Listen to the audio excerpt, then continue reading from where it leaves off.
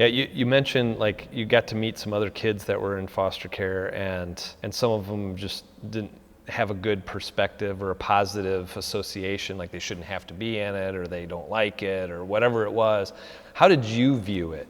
I feel like foster care is just a lot of struggles, and I feel like there's no role model for us to have to be better, because you're in foster care and we end up being even worse than regular people, and that's how I feel about foster care.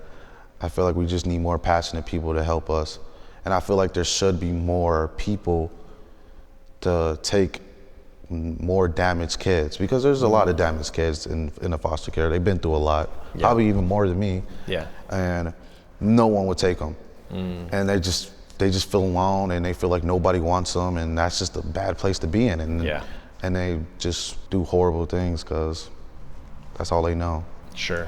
Well, and typically when we're hurting, if we're feeling like nobody wants us and we feel all alone, like we tend to lash out, right? We do things that to try and get some attention, to be like, hey, like I'm hurting here, right? Pay attention and care. I need somebody to care. I would guess that that's where a lot of that probably comes from.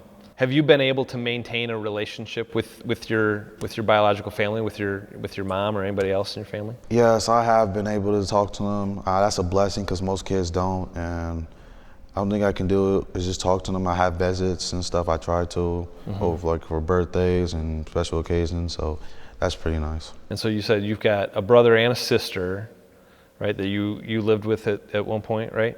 Yes, but now I'm in college now, so I don't live with my little brother anymore. Yeah. And my sister's in college, and then I have another sister. Okay. So. All right. Yeah. I'm curious, you said you went into care at age 8, around there. Yes. One of the things we know about the way that the brain works is that there's a lot of brain growth and development and that happens at age 8, where we're able to process things in different ways. I'm curious, what kinds of feelings did you have?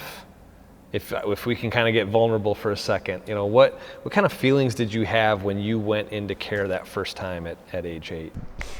I didn't really show that many feelings. I was sad a lot that I didn't get to be with my mom and my family, but I just had to stay strong, because I had a little brother, so I was basically me and my sister were basically parents to my little brother. We basically raised him.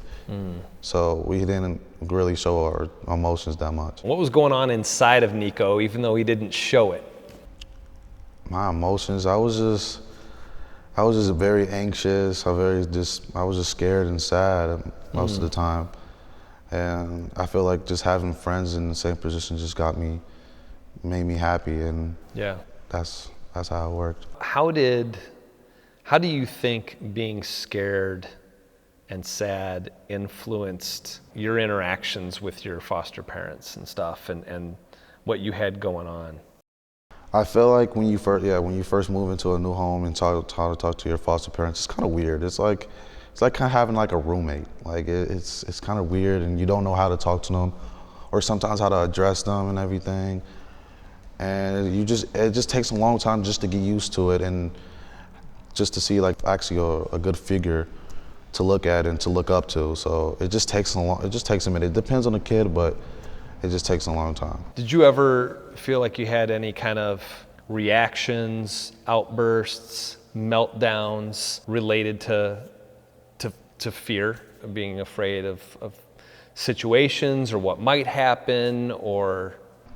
Yeah, I bottle everything in, so I basically just lash out when I'm always scared. Like me and my sister and brother were about to get adopted and everything, but that fell through. But I was just scared because it was far away from my mother and everything, and I was like, will I ever see my mom ever again and everything? And it's just hard seeing her, just having visits with your mom when you're used to seeing her every day. Yeah. And so it made me all sad and angry that I couldn't be with her. I bet, absolutely. Well, I mean, that's a lot for any kid to deal with. No kid should have to deal with that. As you got into high school, how did things change? How did your mentality about being in foster care, maybe the situation that you were in or the home that you were in, how did those things change?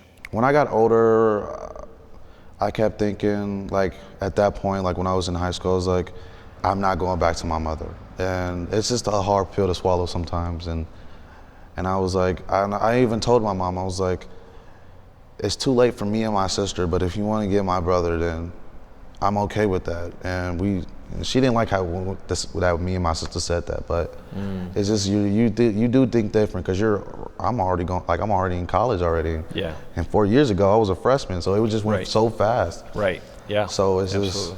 just hard thinking that, and yeah.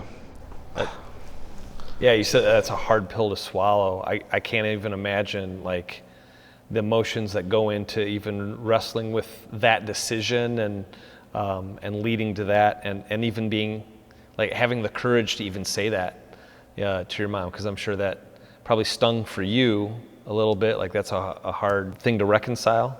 Yeah. Did you keep those kinds of things bottled up and just kind of internalize it? Yeah, most people just keep it in. That's how it just works. You just keep it in, and you just try to stay strong. That's when we confuse. Like I feel like that when I was in care, I felt like talking to somebody just made you weak, and you shouldn't be talking to someone.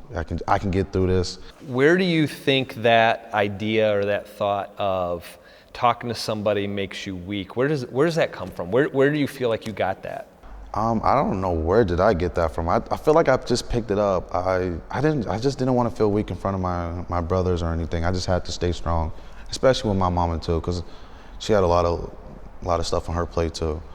So I just didn't want to seem like I was breaking down. I didn't want anybody else worrying about me.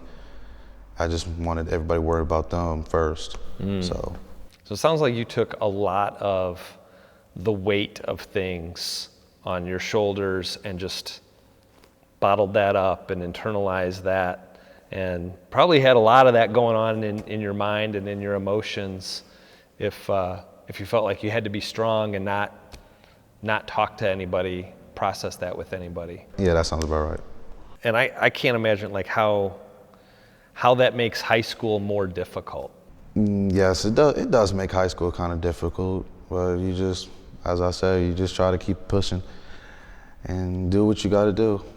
So kind of going back to that, be strong and not talk to anybody. I don't want to be weak. Sometimes there's some cultural components to that, like where you grew up, and there's things that you just kind of pick up on that are inferred that aren't necessarily spoken or taught.